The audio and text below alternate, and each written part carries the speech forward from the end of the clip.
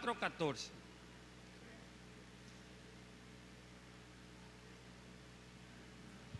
Cuando lo tengan pueden decir amén.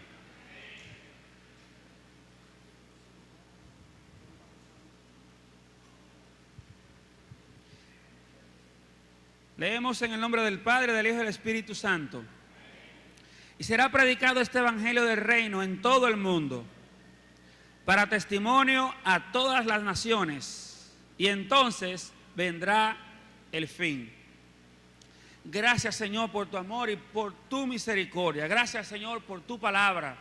Habla, oh Dios, a nuestras vidas en el nombre de Jesús. Amén.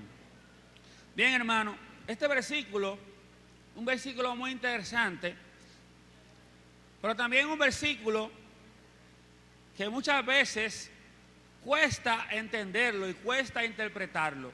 Este versículo dice que es necesario que el evangelio del reino sea predicado ¿dónde? En todo el mundo. Pero hay algo interesante, hermanos, y es que el mundo no se va a evangelizar solo. Dios, como ustedes saben, no escogió ángeles para que fueran predicadores. ¿Qué hacen los ángeles? Los ángeles pueden dar un anuncio de parte de Dios, pero no pueden predicar la palabra. Entonces, ¿a quiénes escogió Dios para que fueran pregoneros de su palabra? A nosotros. La Biblia dice que Él nos dio el ministerio de la reconciliación. Eso lo dice en 1 Corintios 5:18. Y nadie más puede predicar el evangelio si no son agentes escogidos, personas creyentes, quizás con muchos dones, pero también con muchos puntos ciegos, personas imperfectas, pero así Dios nos quiere usar. Amén.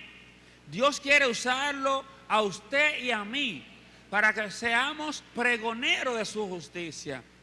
Entonces, necesariamente, la gran comisión debe ser predicada por nosotros. Amén. Dios puede darle a alguien un sueño,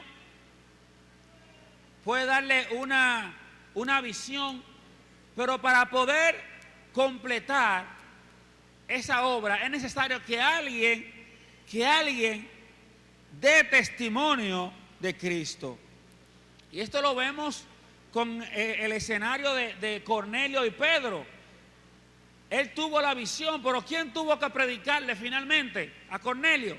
Tuvo que predicarle Pedro, porque así Dios, en su infinita gracia y misericordia, lo ha querido. Nosotros somos los únicos que podemos predicar el evangelio, y eso es un privilegio, pero también, hermano, es un gran compromiso. Amén. Y sigue diciendo este versículo bíblico que este evangelio debe ser predicado para testimonio, escuche bien, hermano, para testimonio a todas las naciones. Para testimonio a todas las naciones. ¿Cuál es este testimonio, hermanos, que nosotros debemos llevar? La palabra nos dice cuál es ese testimonio. Marcos 16:16 dice: el que creyere y fuere bautizado será salvo, mas el que no creyere será condenado. Amén. La Biblia también dice que hay un solo camino al Padre, una sola vía, una sola puerta. Y esa puerta, hermano, ese camino es Jesucristo. El que no sigue ese camino y el que no entra por esa puerta no tendrá acceso al Padre. Damos gracias a Dios porque en su infinita gracia y misericordia nosotros hemos podido responder al anuncio del evangelio. Amén. Pero, hermanos, a muchos de nosotros, ¿cuántas veces no fue necesario que se nos predicara? ¿A cuántos le predicaron más de 2 veces para que aceptara al Señor? Antes de aceptar al Señor. ¿A cuántos le predicaron más de 5 veces antes de aceptar al Señor? Hermano, a mí no se sabe cuántas veces me predicaron antes de yo responder al Evangelio. Tenemos una realidad en el mundo y es que gran parte de la población mundial, un gran número de la población mundial, no ha podido escuchar el Evangelio ni siquiera una sola vez. A nosotros se nos enseña en ciencias sociales que hay 200 naciones más o menos en el mundo. Si nosotros vemos el mundo como nos enseñan las ciencias sociales, vamos a notar que en la mayoría de los países ya hay evangelio. Pero hermanos, la Biblia no ve el concepto de naciones, de países, como lo ve las ciencias sociales. La Biblia señala como nación a cada grupo de personas que compartan un mismo idioma, un mismo territorio y una misma cultura. Para darle un ejemplo más práctico, nosotros aquí en la República Dominicana somos la República Dominicana, ¿verdad? Pero ¿cuántos grupos de personas no hay en medio nuestro? Hoy en día tenemos a muchos chinos en medio nuestro. ¿Y qué estamos haciendo nosotros, iglesia, para alcanzar a los chinos en una forma que ellos puedan entender el mensaje? Estamos haciendo poco.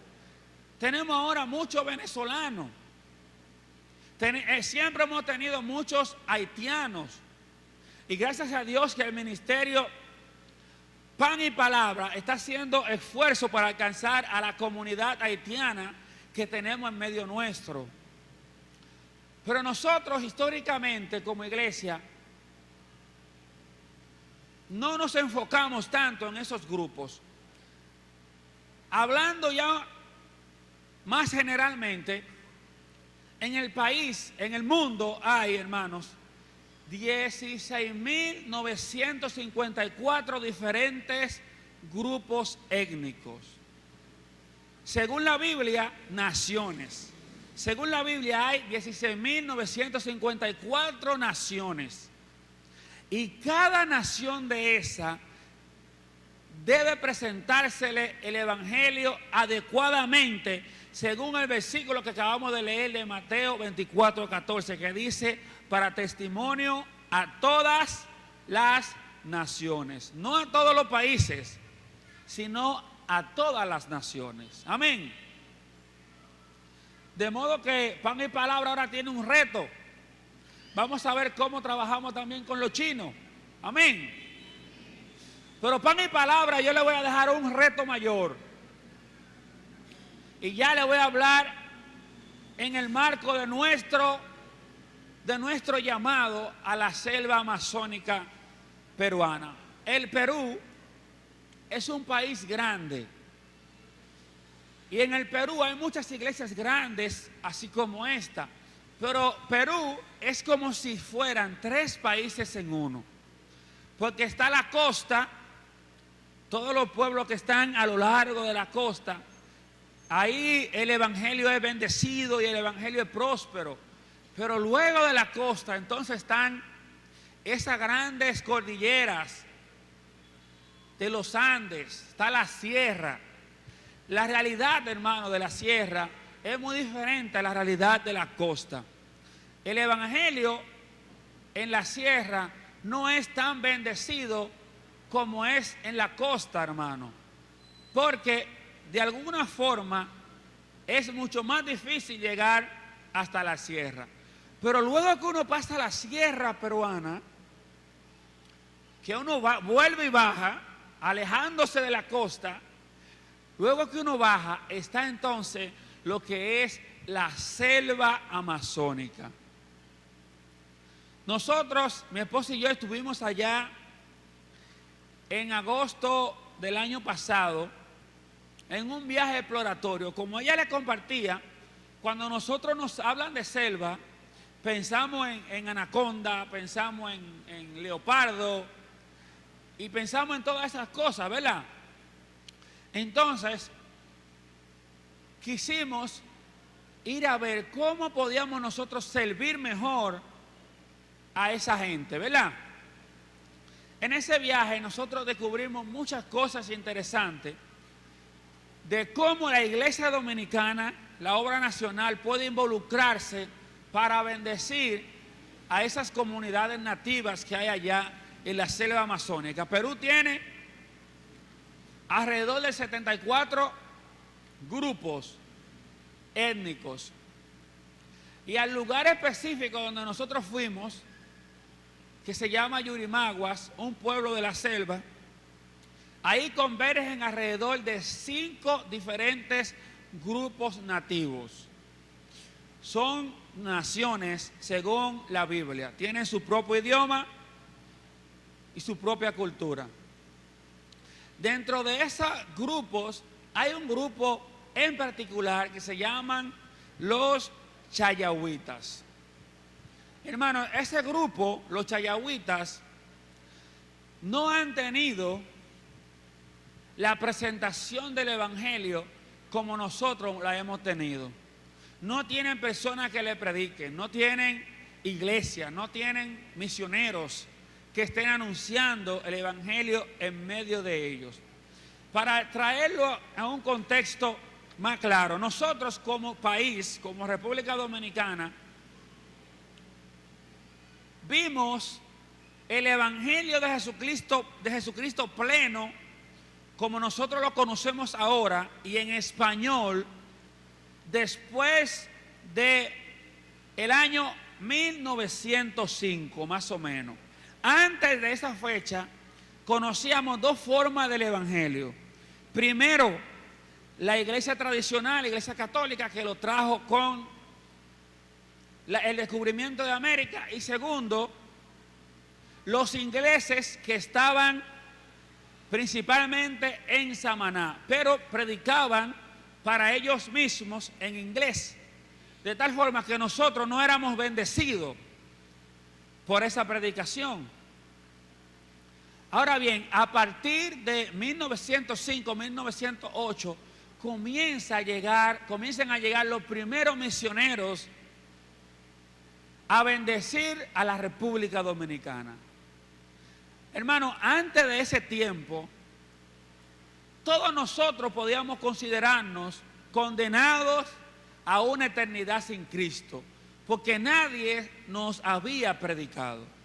No había la proliferación de iglesias que nosotros tenemos ahora en la República Dominicana, que se habla de que los evangélicos somos alrededor de 12,000 iglesias. Todo eso comenzó después de 1905. Nosotros recibimos esperanza, recibimos transformación, recibimos libertad después de la llegada de los primeros misioneros. Y San Pedro, como ustedes saben, está en la historia de las misiones de Asamblea de Dios, porque San Pedro fue pionera como país, como pueblo. San Pedro fue pionero en el establecimiento de iglesias de las Asambleas de Dios. De esta revolución, de este avivamiento, entonces se han regado todos los otros movimientos de iglesia, y solo Asamblea de Dios tiene entre iglesias y capilla más de 1,200, según un dato que se extrajo en el 2007.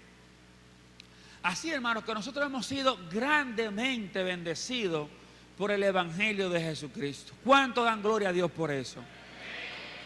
Así es, hermano. Pero como decían los hermanos de Pan y Palabra, debemos dar por gracia lo que por gracia hemos recibido. Debemos seguir dando por gracia lo que por gracia hemos recibido.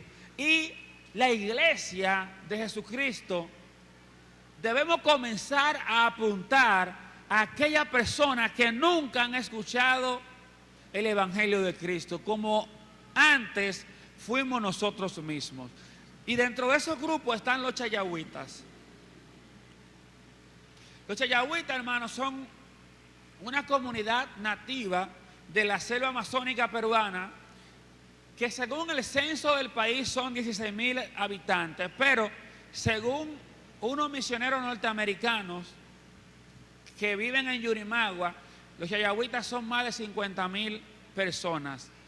Pero déjeme decirle algo, los países que comparten lo que es la selva amazónica se han puesto a una para tratar de impedir el contacto con las comunidades nativas. Ellos dicen que es porque esas comunidades son patrimonio de la humanidad. Pero cuando uno entra en contacto con esas comunidades, que uno los escucha, que uno ve su realidad, ellos dicen que ellos no quieren vivir atrasados, ellos no quieren vivir aislados, ellos no quieren vivir marginados. Yo le hago una pregunta a ustedes. ¿A cuántos de ustedes les gustaría caminar entre espinas descalzo? ¿A cuánto le gustaría? A nadie. ¿A cuánto le gustaría dormir sin un poloché, sin una camisa, sin una pijama, matando mosquitos? ¿A cuánto le gustaría? A nadie. De igual forma, hermano, las comunidades nativas no quieren vivir así. Uno lo ve, los indios muy bien, sin ropa, y a nosotros quizás nos hace gracia, pero a ellos no les hace gracia estar desnudo. Ellos no quieren estar así. Ellos quieren estar protegidos, así como estamos nosotros, con zapatos, con ropa, con abrigo cuando hay frío, con techo cuando hay lluvia. Pero ellos no tienen ese privilegio. Entonces, las condiciones de los chayagüitas, hermano, es tan difícil, que la expectativa de vida de ellos, los médicos que están aquí pueden entender bien eso. La expectativa de vida de ellos es de apenas 50 años. Ese es el promedio de vida. Yo le quiero preguntar aquí, ¿quién tiene quién tiene 70 años de los que estamos aquí? Y 80 años, ¿quién tiene 80 años? Levante la mano. 85 años. Hermanos, el Evangelio de Jesucristo ha bendecido tanto a la República Dominicana que tenemos la bendición de tener ancianos que llegan a 90 y a 100 años.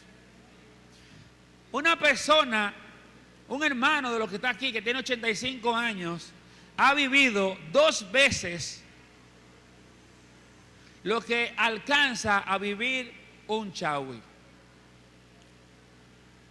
Todo eso, hermano, puede cambiar si el Evangelio de Jesucristo llega a esas comunidades nativas. Como no tienen ninguna orientación de ninguna parte, como no tienen la Biblia, se dan todo tipo de situaciones, hermano. Situaciones que para nosotros son prácticamente abominaciones, que la aborrecemos, como es el embarazo en niños, etc. Ellos, por la falta de orientación, son cosas prácticamente comunes. Y con poco esfuerzo de nosotros podemos cambiar ese tipo de realidad en medio de ellos. Son de cultura animistas. Los animistas, hermanos, son personas que adoran y sirven a los espíritus, que adoran y sirven a los demonios. Y hermanos, literalmente los demonios le dicen a ellos qué hacer y qué no hacer. Por eso la calidad de vida y el estilo de vida de ellos es tan reservado y siempre viven como en temor, en miedo. Y es que los demonios constantemente lo viven atormentando. El Evangelio de Jesucristo no ha llegado todavía a ellos y esa realidad no va a cambiar a menos que la luz, a menos que la palabra de Dios los impacte y los transforme. La calidad de vida de ellos es muy mala, muy mala. Ellos tienen que trabajar duro para poder conseguir lo básico para la alimentación. No tienen acceso a elementos básicos e imprescindibles para nosotros hoy, como es el jabón, la pasta de dientes, el cepillo. Ellos no tienen acceso a nada de eso. No tienen acceso y tampoco lo usan. Mi esposa dijo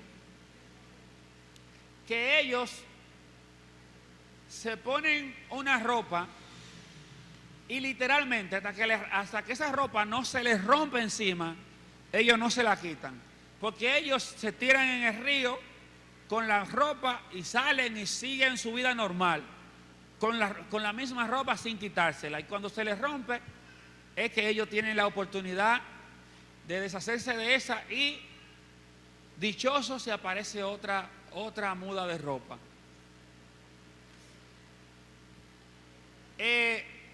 La dieta de ellos, hermano, es una dieta muy difícil. Ellos se mantienen prácticamente a base de yuca y de plátano. A mí, por ejemplo, que me gusta, así como él, me gusta hacerle fotos a las aves. Yo conseguí una cámara de esa prestada para yo, cuando llegara allá, deleitarme tirándole fotos a las aves, porque a mí me gusta eso. Y cuando yo llego a la selva, a la comunidad de donde ellos viven, yo pensaba que yo iba a encontrar todo tipo de aves como nos la presentan en Discovery Channel. Para sorpresa mía, hermano, ahí no había, miren, nada. En las montañas de aquí, de Bonao y de Jarabacoa, hay más diversidad que lo que uno encuentra a los alrededores de las comunidades de ellos. Porque todos esos animales, hermano, que para nosotros son bonitos, para ellos son comida. Entonces ellos cazan todo lo que tienen alrededor, y con eso ellos complementan su dieta de yuca y plátano. Muchas personas he dado este testimonio delante de agrónomos. Ellos me dicen, ¿y por qué ellos no siembran arroz, por ejemplo, lo que sea? En la selva hay dos temporadas. Está la temporada de lluvia y la temporada de sequía. Y cada temporada dura 6 meses. Entonces, en esas condiciones, hermano, usted puede imaginarse que es difícil, sin dinero, sin la tecnología que tenemos ahora, sin los insumos a la tierra, porque nosotros podemos poner a la tierra a producir mucho, por esa base de mucho abono. Ellos no tienen acceso a nada de eso. Entonces, por eso la calidad de vida de ellos es tan mala. Muchos de ellos, hermanos, sufren de enfermedades muy básicas. Por ejemplo, esa es una comunidad que nosotros visitamos. Esa comunidad tiene una historia muy interesante y está a 2 horas de el pueblo. Esa comunidad fue encontrada por casualidad. En la selva, hermanos, no es como aquí, que usted se comunica de un pueblo a otro a través de carretera. Allá en la selva no es así. Allá se comunica de una comunidad a otra a través de ríos. Entonces, el gobierno peruano encontró quizás oro o petróleo en esa zona e hizo una carretera para poder accesar a esos recursos mineros. Y en el proceso chocó con esta comunidad. Un misionero norteamericano que vive en Yurimagua se dio cuenta de que habían descubierto esa comunidad, encontrado más bien. Y él quiso llegar hasta donde ellos estaban. Y cuando él llegó con un traductor, le preguntó que si conocían a Jesús, que si algún día habían escuchado hablar de Jesús. Y ellos le dijeron que no. Nota, hermano, que esa comunidad, luego de la carretera, estaba a solo 2 horas del pueblo. Pero antes de esa carretera, era casi imposible encontrarla a través de ríos y de brazos de río, con el único medio de transporte que es canoitas y pequeñas yolitas que se usan aquí en la selva. Él comenzó a predicar y para la gloria de Dios, hoy esa comunidad es toda completa creyente. Y hoy en día hay una iglesia ahí.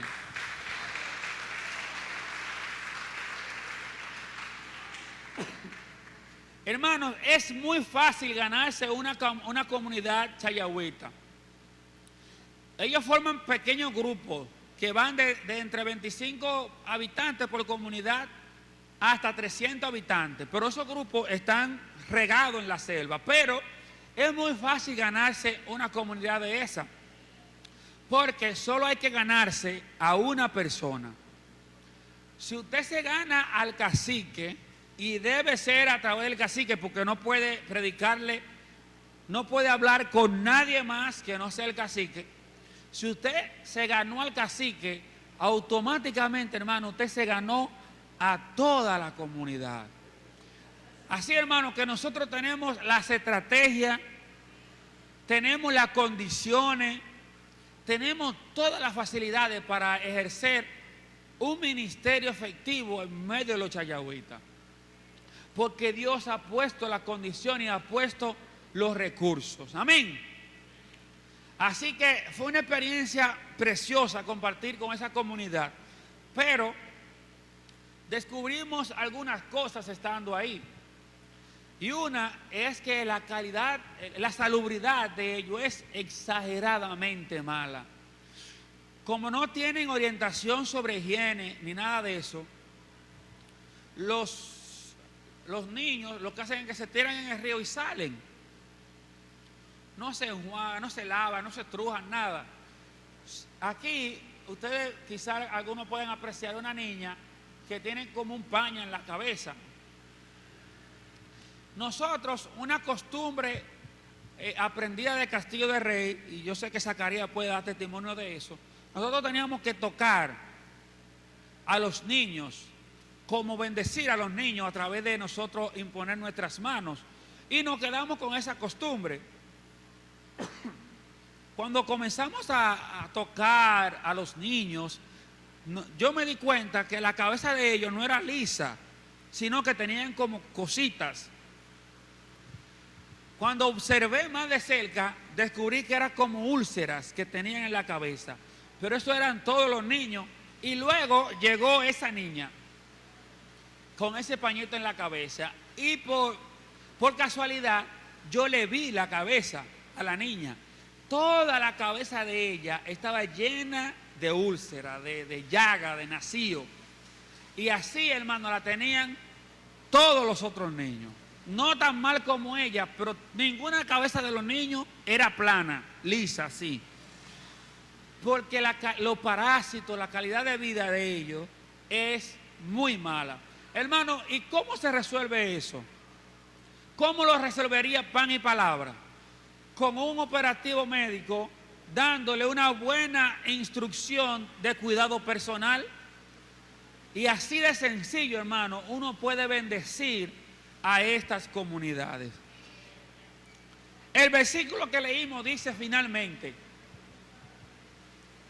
y entonces vendrá el fin. Y entonces vendrá el fin. Juan 4:35 dice: ¿No dicen ustedes aún faltan 4 meses para que llegue la siega? He aquí os digo, alzad vuestros ojos y mirad los campos, porque ya están blancos, listos para la siega. Si este evangelio del reino necesita prácticamente como condición para la venida de Jesucristo que sea dado como testimonio a todas las naciones, es justo, hermano, que nosotros consideremos que esos obreros que hacen falta, y por esos obreros que el Señor nos mandó a orar, esos obreros que faltan para la mies, estamos aquí. Somos nosotros esos obreros, somos nosotros los que estamos llamados, hermanos, a cumplir con la gran comisión. Somos nosotros los que estamos llamados a llevar ese evangelio hasta los confines de la tierra.